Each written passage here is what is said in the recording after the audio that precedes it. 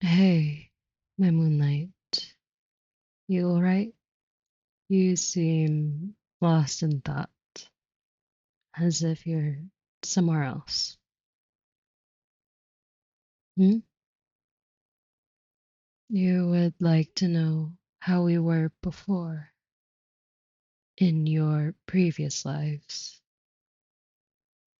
Well, there's so many lives that you've lived before, Stardust. Where shall I start? Ah, you want to start from the beginning. Well, just so you know, you asked for this, and if I start babbling on for more than you agreed to, that's on you. Sorry, Stardust. Stop giving me that look, and then I'll start.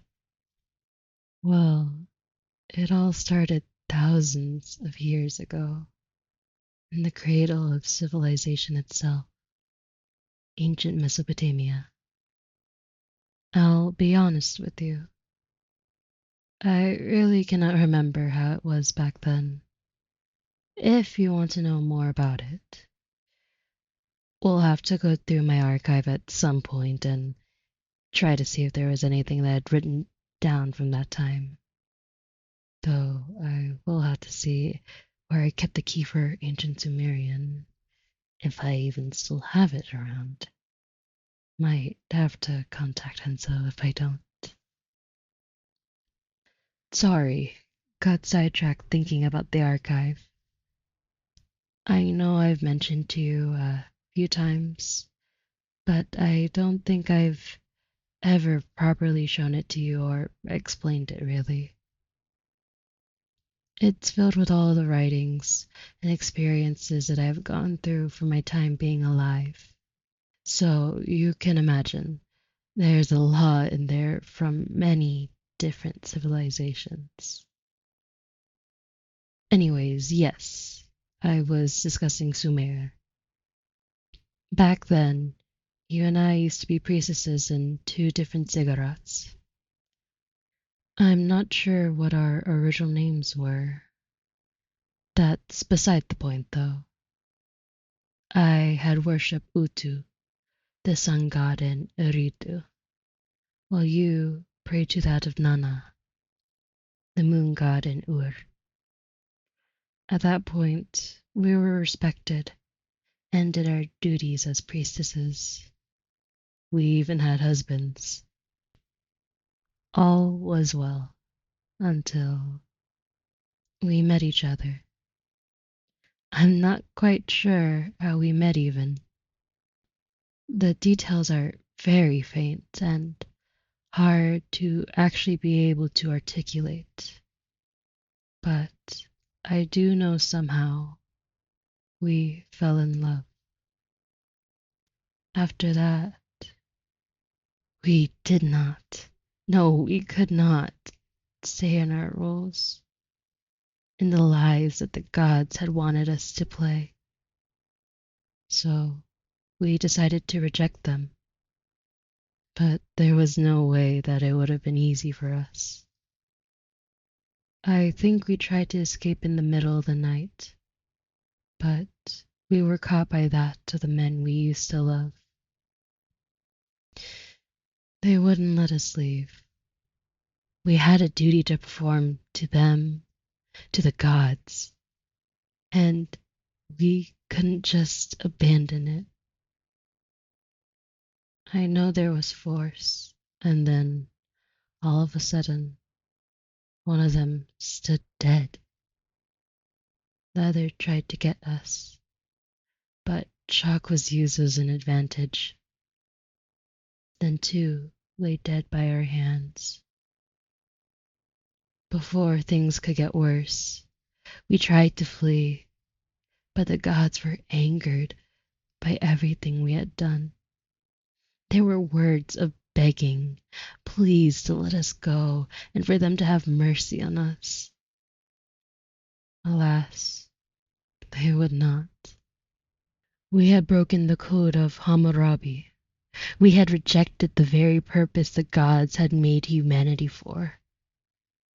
So, our patron gods, Utu and Nana, had decided our fates.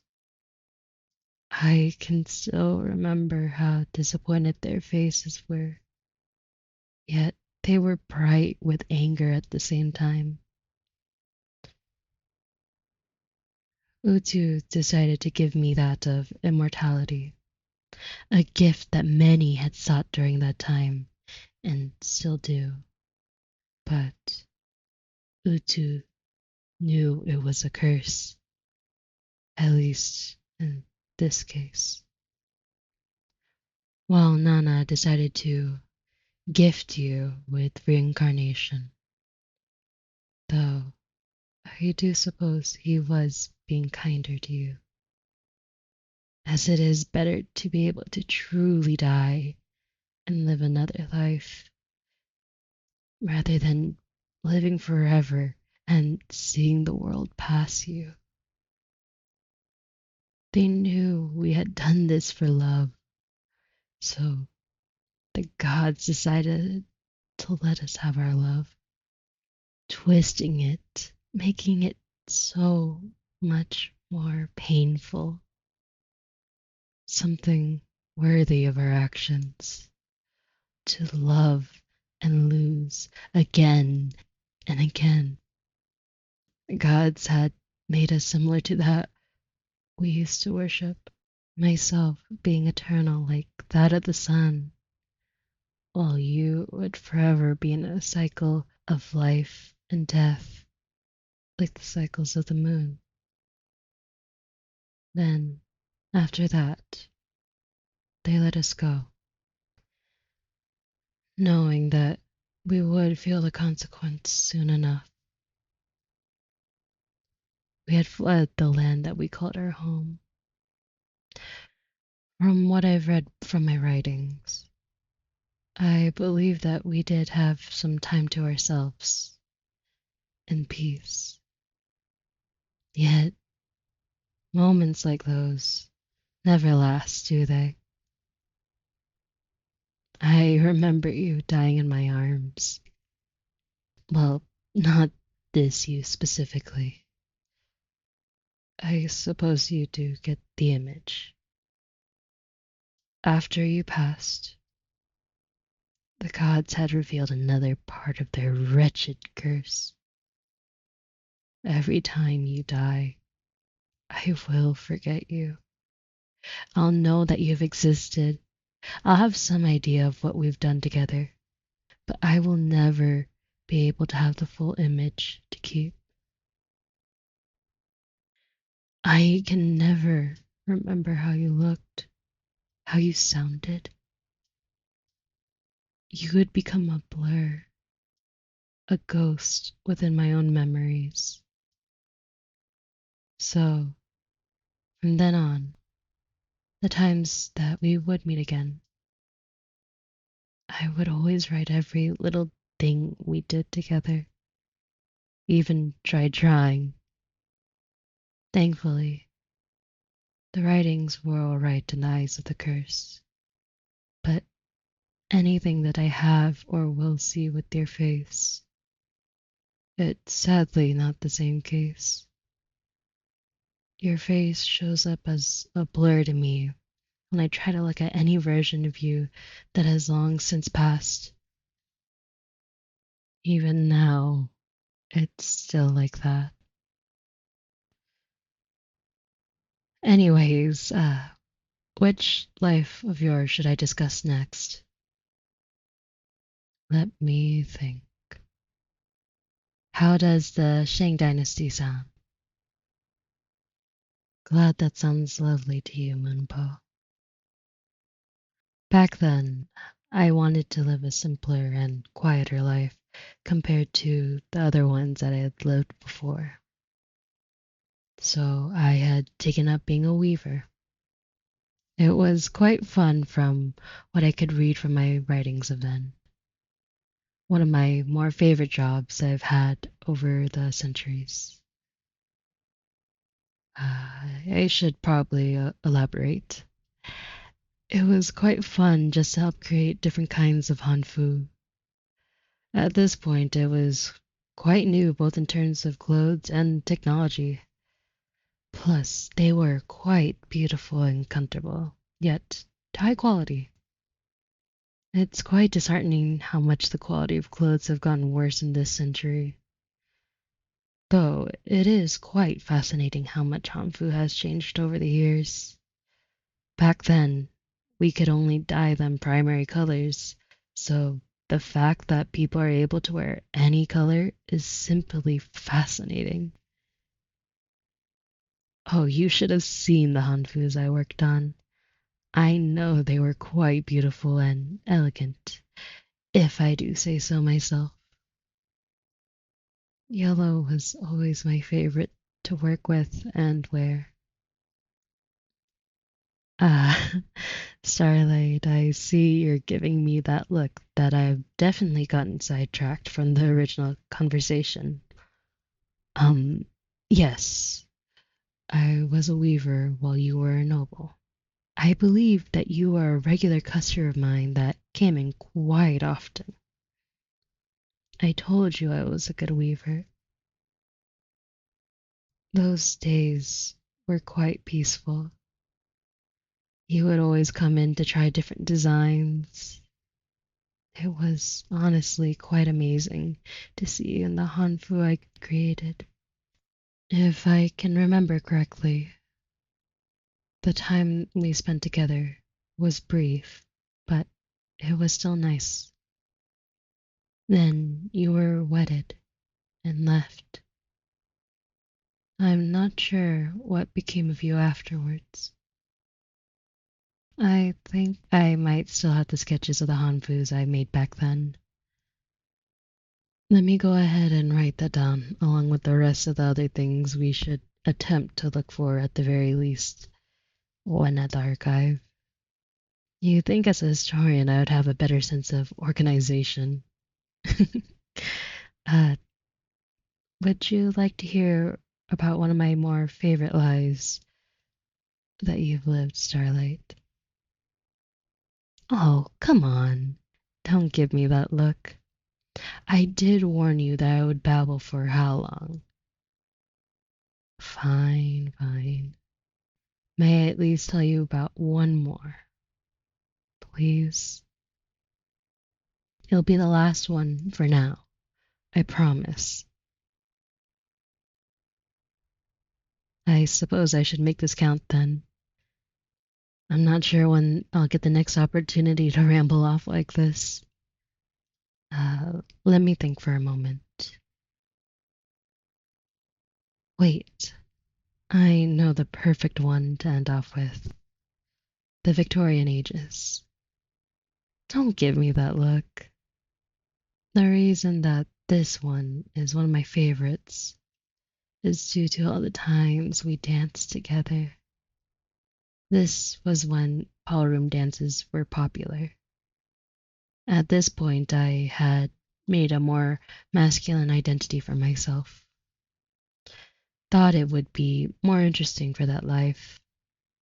And I did not care for learning about all the specific etiquette that women had to learn then. It gives me a headache just to think about right now. There was a secret language that you had to know for everything you had on hand. God, it was too hard to remember what everything meant at that point. So many gestures and meanings that could come from a fan or gloves, even flowers. But somehow that was always so much easier to understand in comparison to the others. Don't even get me started on what you would have to wear to said parties. So meticulous. Uh, Another reason I went more masculine for that time.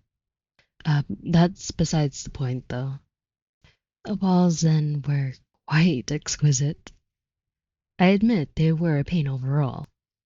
Everything back then was so painstakingly coordinated, I suppose is the best way I can put it. Think about planning for a wedding. but that much effort from both sides, regardless if you were a guest or a host. Like a wedding. They were fun, if you were able to handle all the stress leading up to it. The music was very lovely, though, Moonlight.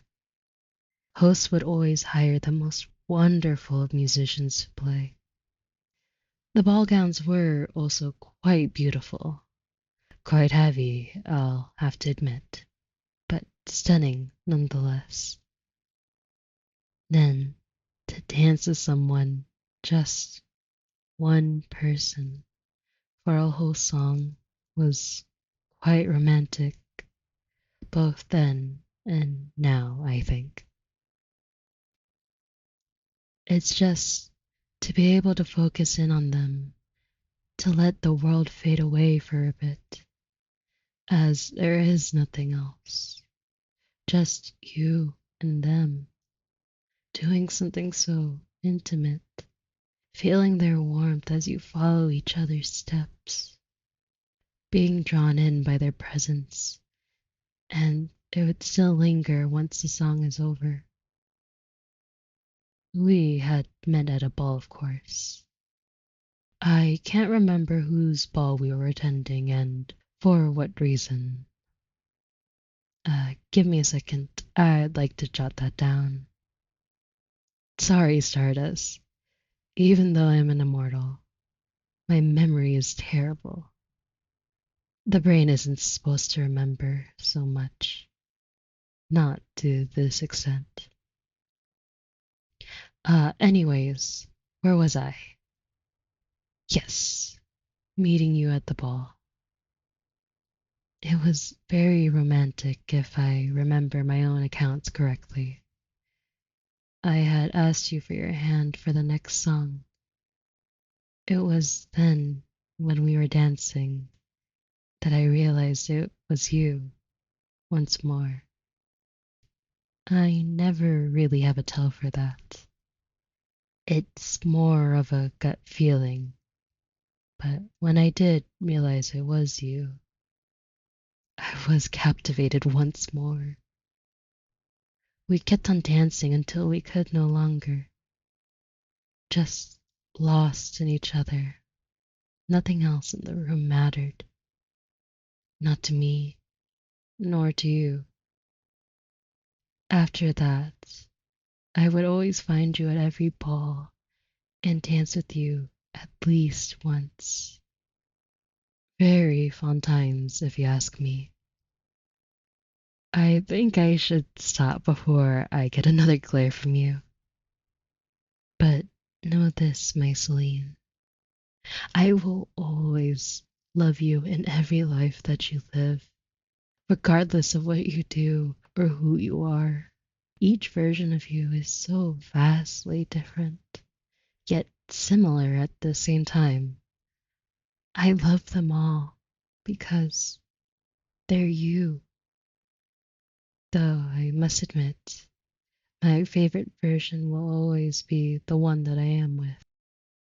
As I get to hold you, feel your chest rise and lower as you breathe, hear your heartbeat, just knowing that you're real for a while. Uh, Sorry if I'm getting a bit sentimental. It's been quite a bit since I last actually went back down to memory lane, somewhat. Though, if you don't mind, I can always tell you more, especially when we go to the archive. But for now, can I just hold you? I just need to know that you're here and have another moment that I can write to remember. Thank you, Stardust.